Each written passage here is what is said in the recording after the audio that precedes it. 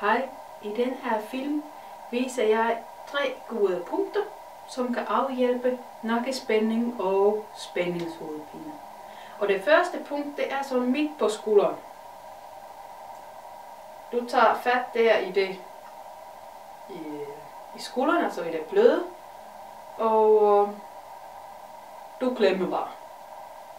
Og prøver at være så afslappet i dine skuldre som muligt.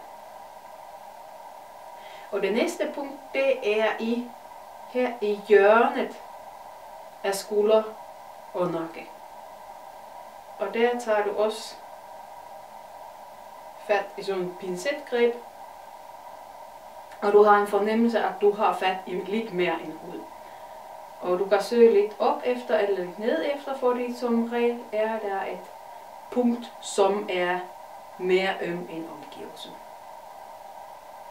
Og der holder du også bare fat i sådan cirka 20 sekunder.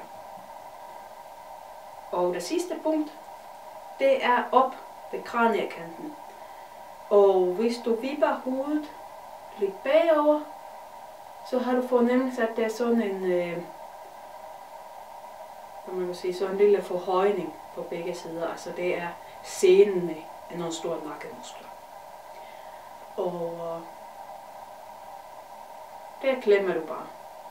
Og selvfølgelig skal du justere styrken efter hvad du kan holde til, og hvad er sådan set, altså det skal jo ikke være uudholdeligt. Det må godt mærkes, men det skal ikke gøre sådan, hvad man kalder ondt.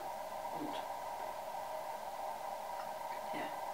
Det var de 3 punkter ved kraniekanten, i hjørnet og midt på skulderen. Og så er der faktisk som bonus et 4.